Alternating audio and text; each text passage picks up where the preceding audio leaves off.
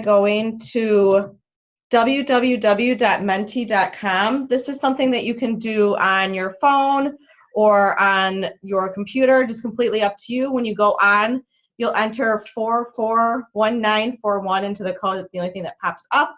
And then I want you just to type some words of what you think about when you think about what is math education. What does that mean to you? So I'll give you about 3 to 4 minutes to type in some words and some ideas. Fun, first one that comes up, I love it.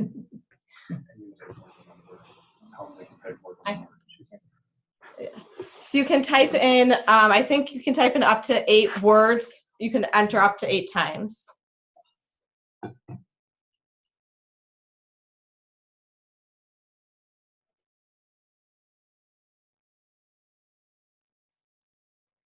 So everyone can participate into this.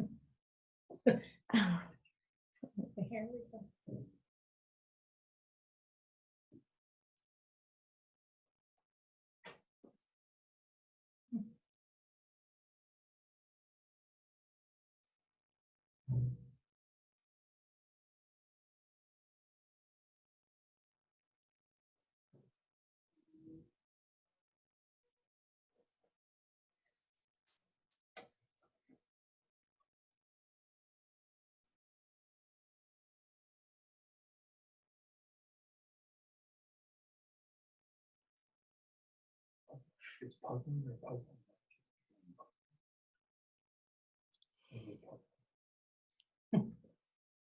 Oh, what creates responsibility?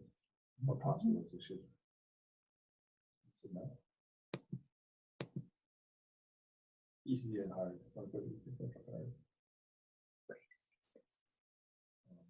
Third. Do you see the chat? Yeah. I love all of the words that are popping up here. So the larger the word is, just like any other word cloud, the more people that have entered it. So I see a lot of engaging, problem solving, critical thinking, manipulatives, reasoning, relationships, important. I think all of these really capture what we're having. We want our students to be able to do. Creates possibilities, real world, exciting, fun activities. So I think you guys have really captured what we in the math department are trying to do and support you doing in your classroom. Differentiation, necessary, patterns, opportunities. So I think these are all amazing things that you guys are putting down on here, and we're going to be collecting these, so we'll share them out with you guys as we go. But if no one's ever used this before, if you go to mentimeter.com, it's a free website that you can go on, and then you can use it to create interactive word clouds. You can do quick checks with your students. I know a teacher did it yesterday, asking their students just to get an idea of their feelings on math, and they were able to type in real fast and show what that looked like. So it's quick and easy to set up. You just type in a question, post it, and the students can go on and put their thoughts down, and it's a way for you to kind of gauge where students are at in their learning. So that's mentimeter.com. Just a fun thing I've used before, and I like kind of hearing everyone's thoughts.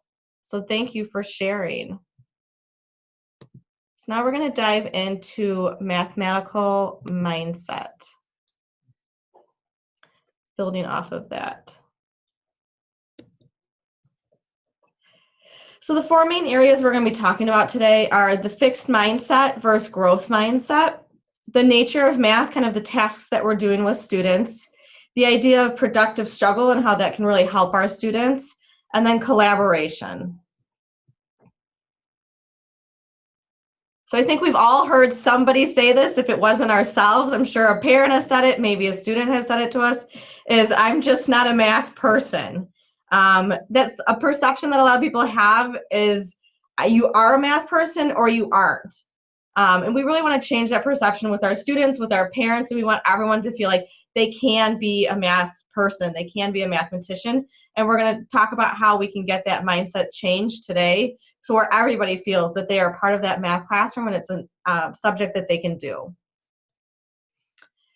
So we're going to watch a short video kind of about how Hollywood portrays math and what a lot of our students come in hearing about mathematics. So there's about a couple second delay on the video.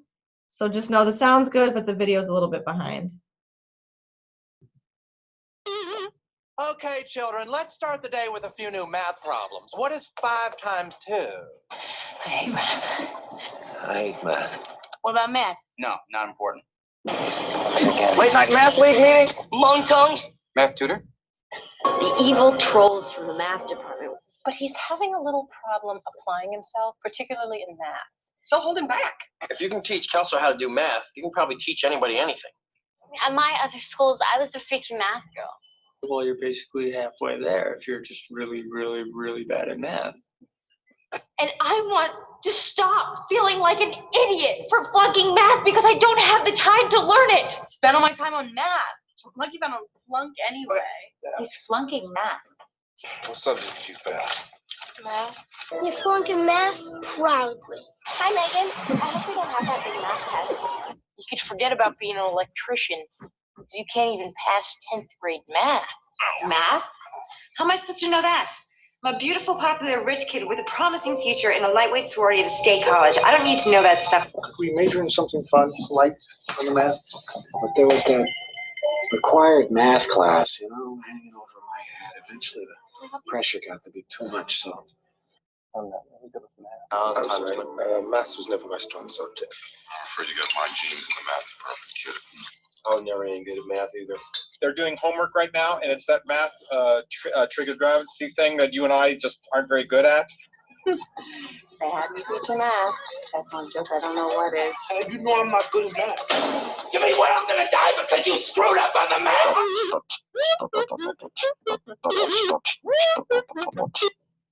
So these are just a few clips that talk about kind of how everyone has that idea of hating math, and our students are hearing that all the time in the TV shows they watch. They're also hearing that being good at math kind of makes you a dork or a nerd, and it's a put down to say that you're good at math. So we really want to overcome that perception, not just as our math department, but all of our students, all of our parents. We really want to support them in changing that perception. So I think our vision that the math department created really fits well with all of the words that you guys put in our Wordle. We really want our students to be empowered to expand their professional opportunity and understand and critique their world while experiencing the wonder, joy, and beauty of mathematics. So what this really says is math isn't just a bunch of facts and numbers that we have to memorize. There's a lot of cool things that we can do with math. And I know you guys put it on there. It's fun. It's engaging. It can be exciting. It's critical thinking. It makes you think outside of kind of the bubble that maybe sometimes you live in and see another opportunity of the way that you can apply it. So our vision is really to support you guys in building that math in your students. So we're gonna watch about 4 minutes. This is a great video if you ever have a chance to watch. It's about 11 minutes total. So this is Carol Dweck. She is a Stanford professor and has done a ton of research on growth mindset. And here she is talking about the power of yet.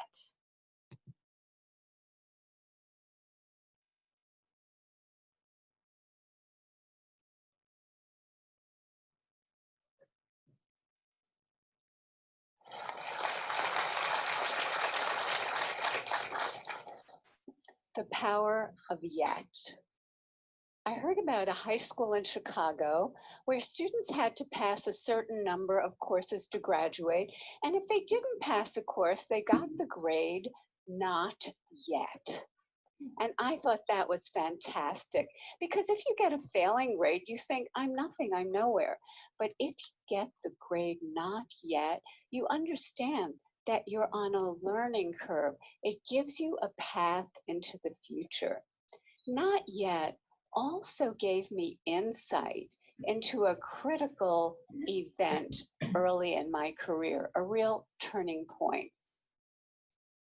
I wanted to see how children coped with challenge and difficulty. So I gave 10-year-olds problems that were slightly too hard for them. Some of them reacted in a shockingly positive way. They said things like, I love a challenge, or, you know, I was hoping this would be informative. They understood that their abilities could be developed. They had what I call a growth mindset. But other students felt it was tragic, catastrophic. From their more fixed mindset perspective, their intelligence had been up for judgment and they failed. Instead of luxuriating in the power of yet, they were gripped in the tyranny of now. So what do they do next? I'll tell you what they do next.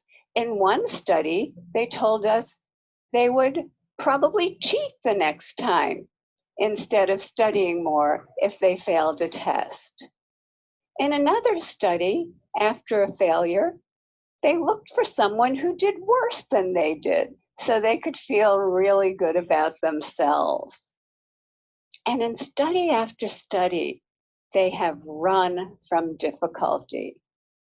Scientists measured the electrical activity from the brain as students confronted an error. On the left, you see the fixed mindset students. There's hardly any activity. They run from the error. They don't engage with it. But on the right, you have the students with the growth mindset, the idea that abilities can be developed. They engage deeply. Their brain is on fire with yet. They engage deeply. They process the error. They learn from it and they correct it. How are we raising our children? Are we raising them for now instead of yet? Are we raising kids who are obsessed with getting A's? Are we raising kids who don't know how to dream big dreams? Their biggest goal is getting the next A, or the next test score? And are they carrying this need for constant validation with them into their future lives? Maybe because employers are coming to me and saying, we have already raised a generation of young workers who can't get through the day without an award. So, what can we do? All right, and that's what we're going to be talking about today. What can we do to support our students in the classroom to bridge it from now into yet and really build that growth mindset in our students?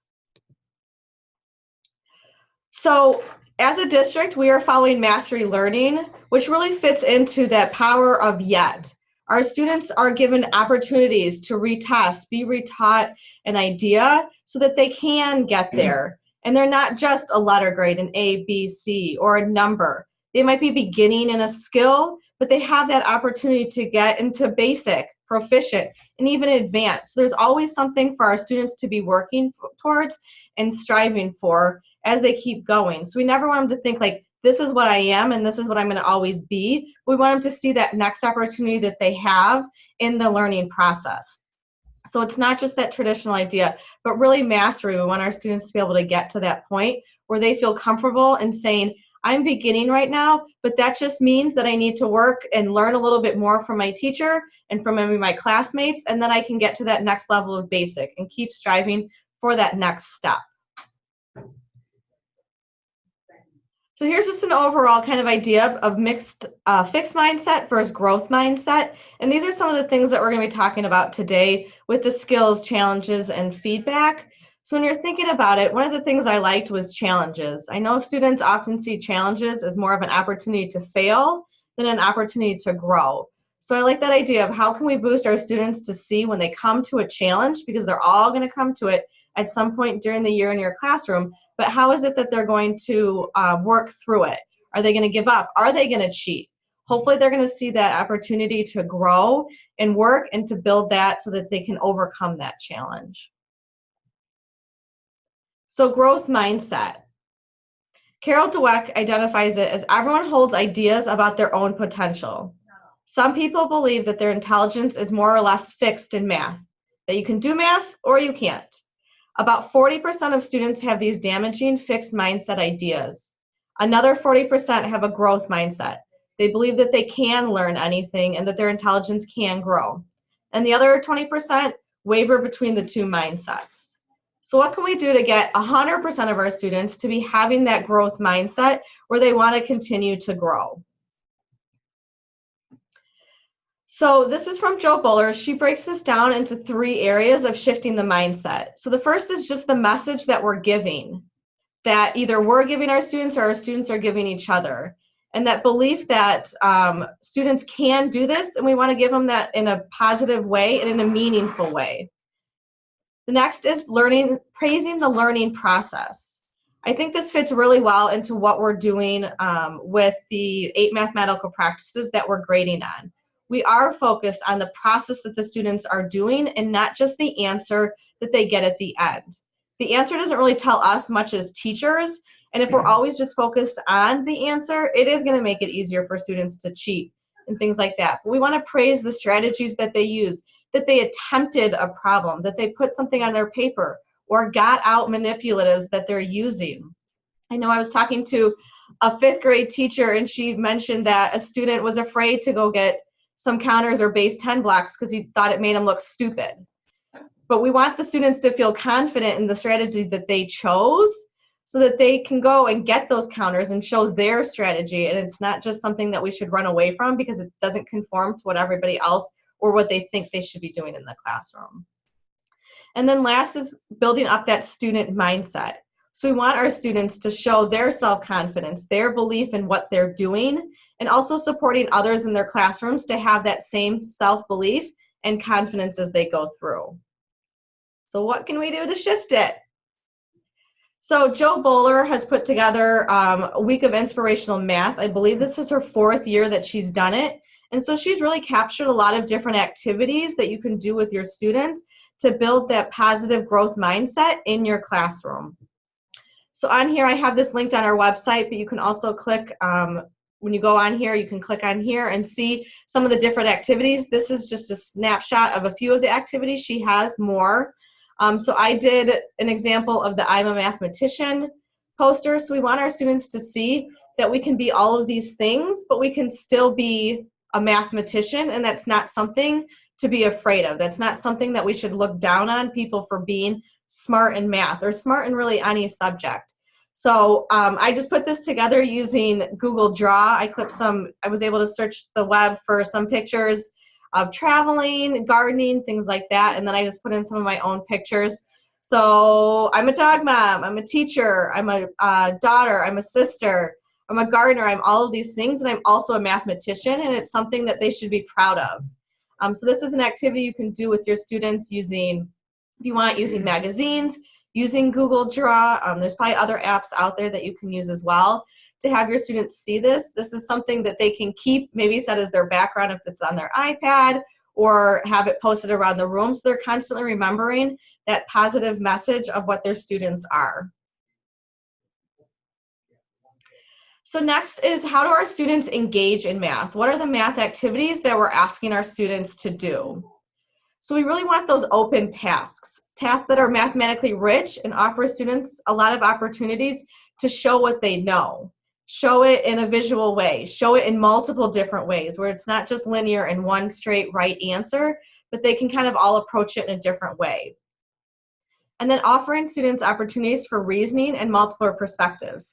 So like I said before, with the student who is afraid to get the counters or base 10 blocks, we want the student to be proud. This is my method for solving the problem. It might be different than your method, and that's okay. We all have our ways of solving problems. And then depth over speed.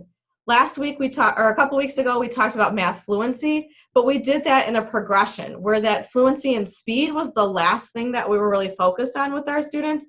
We wanted to build their concrete conceptual understanding first through those hands-on activities.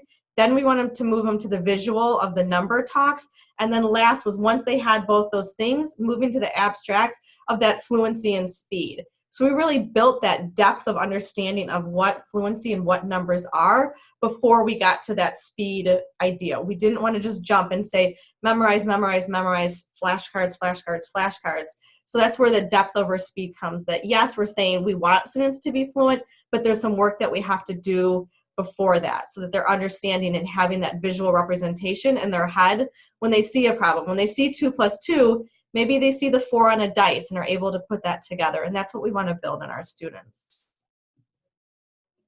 So here's just a couple ways that where we know have some high-level math tasks. So ucube.org, they have a ton of tasks on there. I've linked some on the website as well in the units as they come up. But this is a great way if you're just trying to get a starter for your class.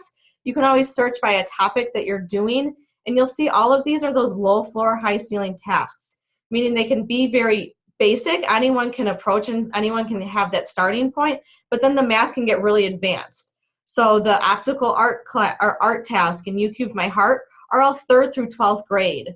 And we've done a lot of these activities with teachers, and you guys have engaged in these activities, and you've been engaged in them as well. And it's taken you out of your comfort zone where you've had to think and showing different ways that you've gone about solving them. And then also you each have the Mindset Mathematics books that Joe Boaler put together. And again, she's got a lot of great open-ended tasks in there, and she really walks through what that should look like in your classroom. So it's similar to the uCube tasks, but these go more in depth in the lessons. So you as a teacher can see what should that look like in my classroom, about how much time should I be spending. And then it also always offers those enrichment activities for students that are ready to extend that idea further. And she's very big into the visuals and making connections with the tasks.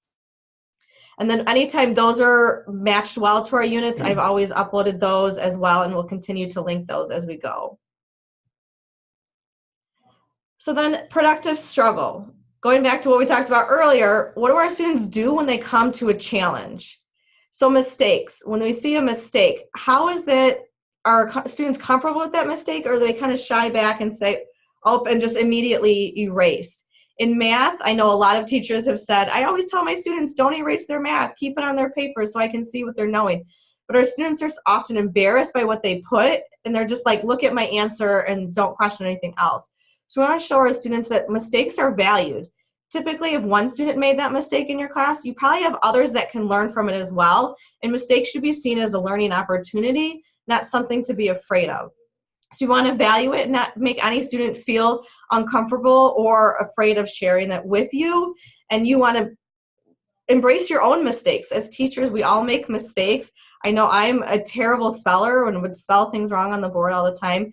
And my students, they learned as we went. And one of the students would say, hey, I think you're maybe missing a letter there, things like that. And sometimes we would look it up if no one was really sure how to spell it. And it was a learning activity instead of just saying, oh gosh, I can't believe I was so dumb about writing that, but really valuing it. And then struggle and persistence. When students struggle through something, when any of us struggles through something, it's really an opportunity for us to learn. I know this summer I did a lot of work on my house, and struggling was how I learned a lot of things that I did. I had to put new hinges on all of my doors, and I managed to put them on wrong 2 different times before I got it right the 3rd time. But I had to put it on 6 different doors, so by the time I was done, I was an expert at putting hinges on the correct way on the door. The pin was the right side up. The hinges were opening the right way. So I struggled through it. Nobody just said, hey, this is what you do. It was a learning experience for me. So now when I go to the next project I do in my house, I'm going to have a little bit more confidence going in because I struggled through what I did. And then questioning. What kind of questions are we asking our students? Are we asking those low-level basic questions that just require a yes, no, or a number answer? Or are we really asking questions that are open, that encourage students to show their different methods, explain their thinking, and share kind of with the class what that looks like? So this poster is available in the resources at the end, but I really like kind of what this looked like. The classroom should be a risk-taking, mistake-valuing environment. We want our students to feel comfortable sharing their ideas, even if they're wrong.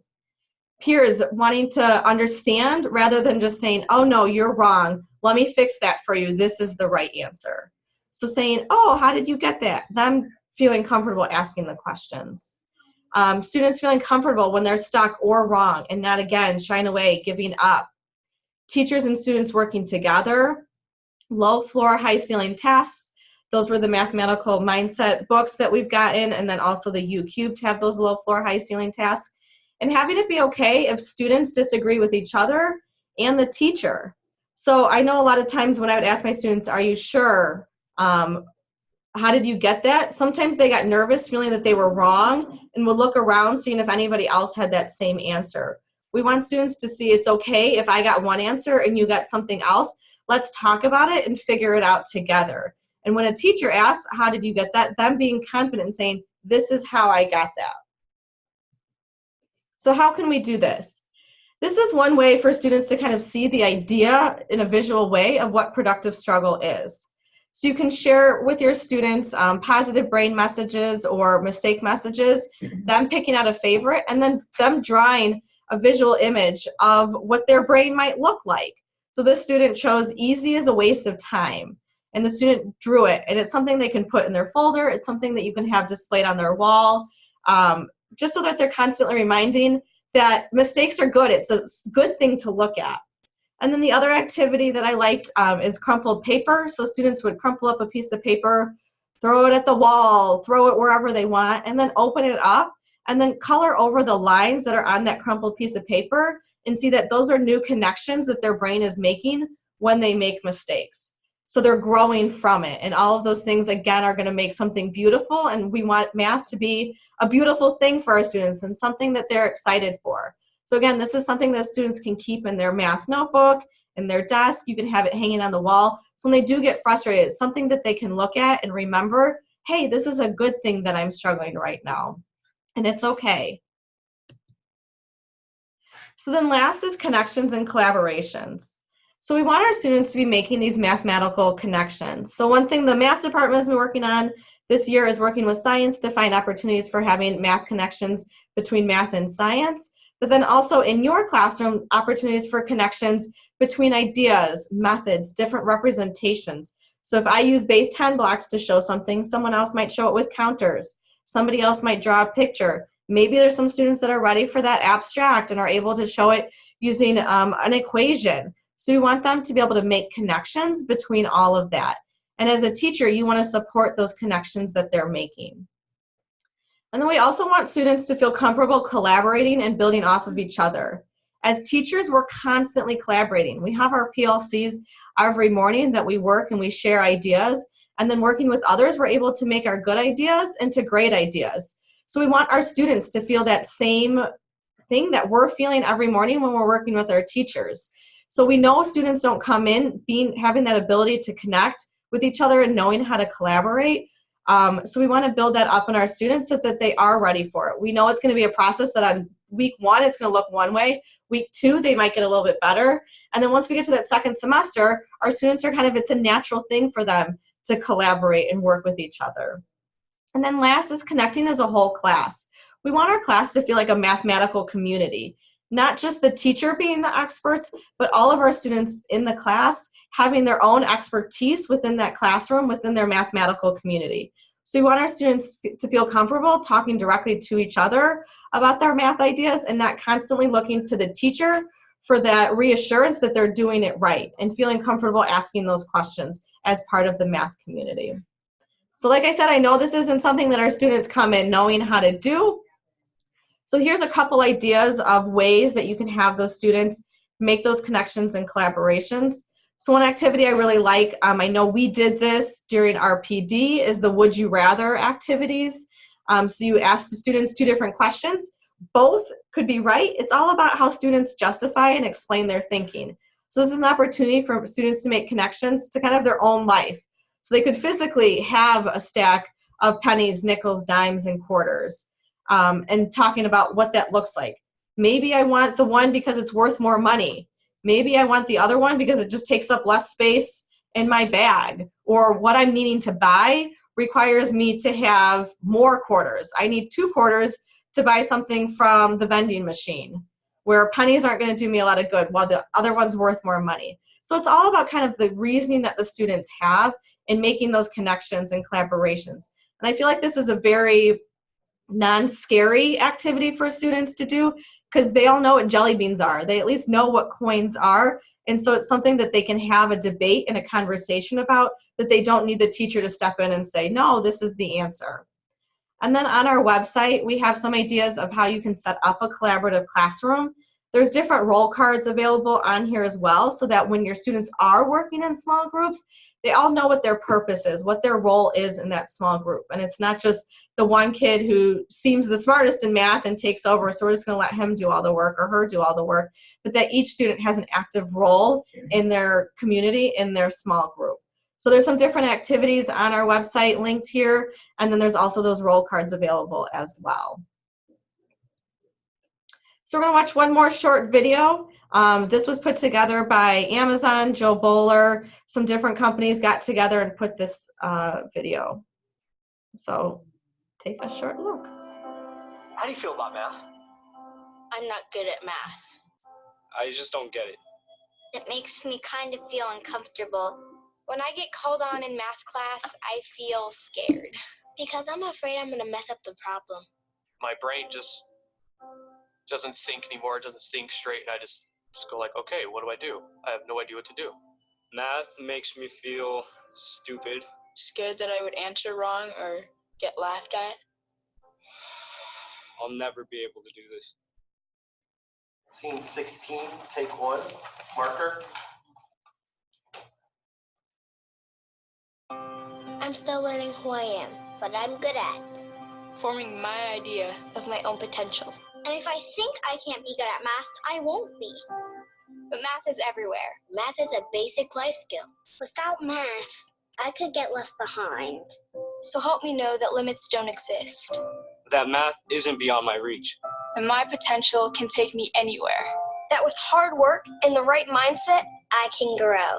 Because math esteem is self-esteem. With math, I can be a fashion designer, a doctor, a computer programmer, a wildlife biologist, a teacher. With math, I can be anything. So that's the message we want to give to our students. With math, I can be anything. It's that positive mindset that we want our students to see the value in math and also feel that they're supported in their math community with the growth, and that we as teachers see the potential in them, even if they're not getting a concept yet, that we see that it's something that we can work towards with our students. So that is the end of our presentation. Here are some resources that are available to you. There's plenty more out there, but setting up a positive classroom, here's some norms. It's a poster that you can put up, ideas of building that mathematical mindset community in your classroom, different posters you can do or have students create, low floor, high ceiling tasks, week of inspirational math. Like I said, I think she's got 4 years worth that span all the grades. There's lots of different activities in there that you can do with your students. And then some different videos. So Joe Boaler has put together a bunch of videos on mathematical mindset. Class Dojo has a video for students on the power of yet. I just got an email on it a couple of days ago. So they have a great video on the power of yet to share with your students. Go Noodle has some good mindfulness videos about struggle and mistakes. So those are some different videos that you can share with your students so that our students are involved in the process of having that growth mindset as well and can help their peers if students are feeling down on themselves. As always, if you have any questions, please do not hesitate to reach out to any of us. We're always here to support you in anything that you need. And if you're trying to figure out a way to switch a task up a little bit from maybe a little bit more closed or worksheety to a project, please let us know. We're happy to help with anything you need. Does anybody have any questions? Slides are posted on the website. Yes, the slides.